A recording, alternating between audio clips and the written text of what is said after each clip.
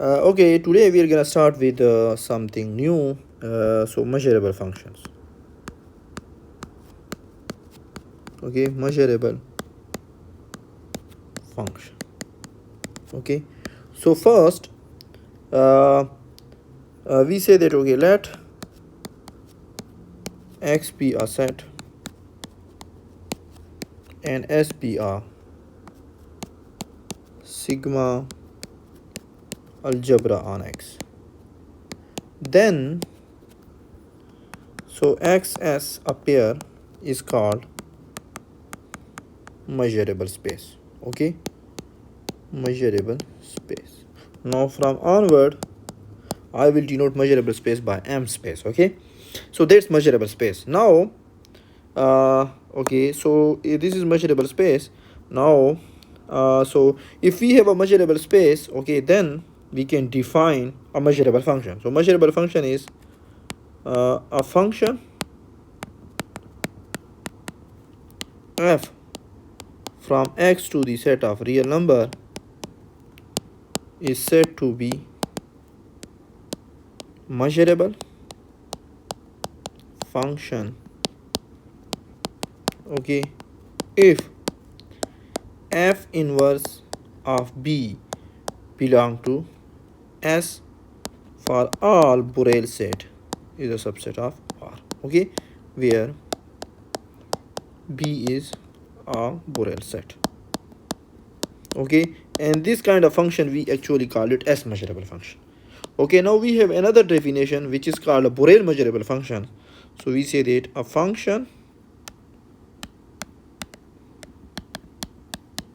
f from x to r is Borel measurable, okay, if f inverse of Borel set belong to Borel set, okay, for all Borel set in R. So if you take the inverse image of Borel set, it should be again a Borel set. Okay, so that's called a Borel measurable function. Okay, so now we are gonna go and write a condition that when a function will be a Borel measurable function. So so we have condition. We can easily prove that condition, but at this point we don't need to worry about the proof. Okay, so condition. Okay, condition. Okay, so condition, we will say that. So again, if we say underlying algebra will be always a measurable, so underlying space will be always measurable space. Okay, so we say that so a function f from x to r is measurable if, okay, if, so now f inverse of the open set a infinity belong to S for all a belong to R.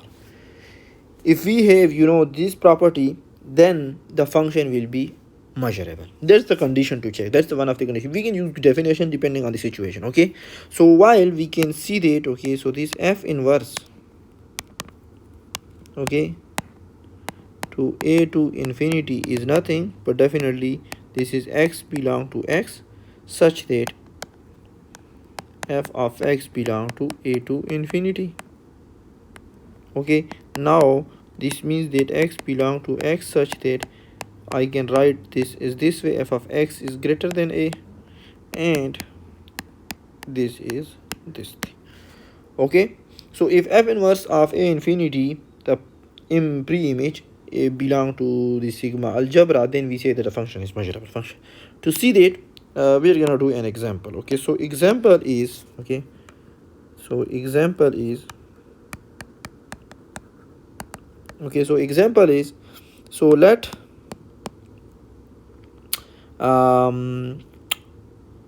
E is a subset of x, and we have a Borel will be always a subset of real number. Okay, and then we define so-called characteristic function from x to r how that xe of x is 1 if your x is coming from E, and 0 if x is not E. This means that x is in complement of E.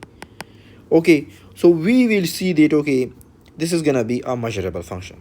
So now to see that, so we need to show that x characteristic function is measurable.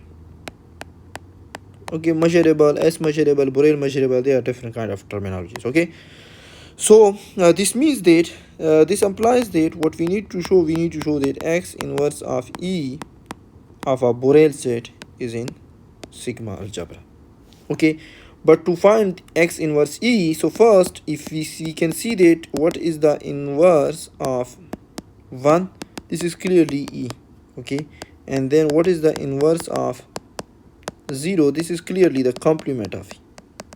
So from here, okay, we can see that, okay, we can see that x inverse of B, so definitely it will be a set, so it is E, okay, if 1 belong to B and 0 doesn't belong to B. Okay, and then this is complement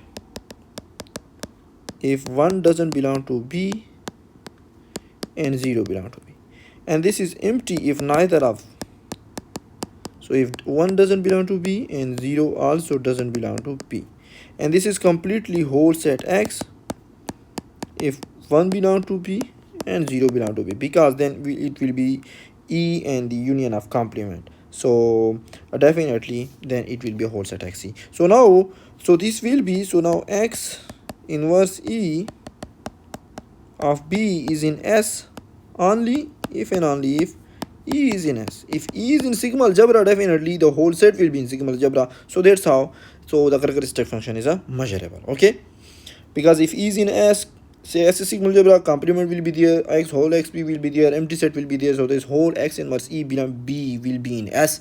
So this is how it is a measurable function. So the simplest measurable function is actually the characteristic function. If someone asks you, give an example, you can just go ahead and give this example. Okay, so now we're gonna prove some basic proposition. So proposition number 1 is that, okay, a continuous function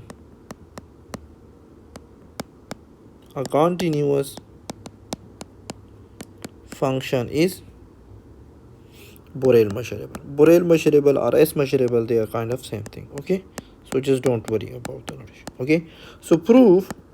So if we want to show that it is a Borel measurable, what we need to show? We need to show that, okay, the inverse image of a Borel set is a Borel set. Okay, so now a continuous function applies.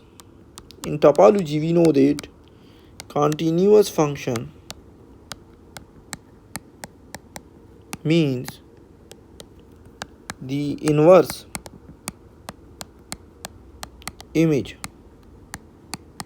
of open set is open, and we know that Borel set contains all open set.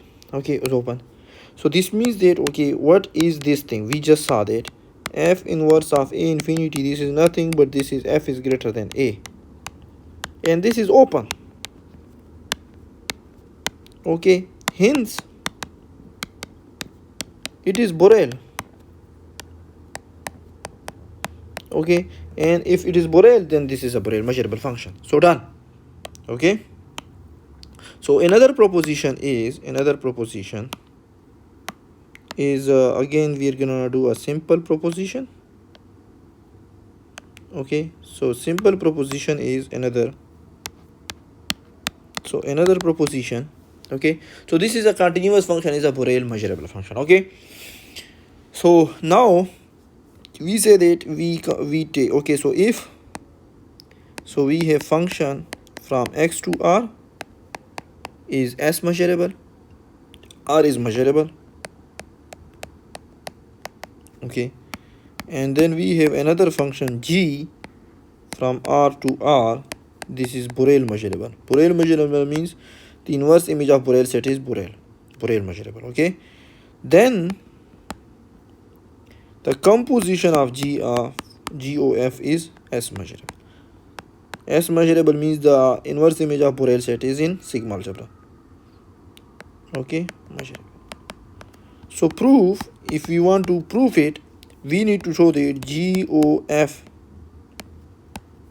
inverse of B is in sigma algebra. But what is GOF inverse of B? We already proved that in our earlier lecture.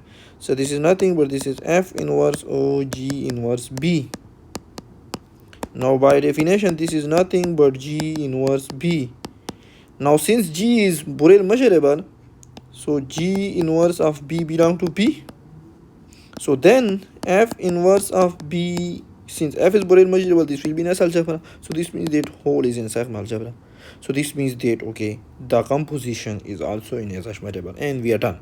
And thank you for your attention, and see you.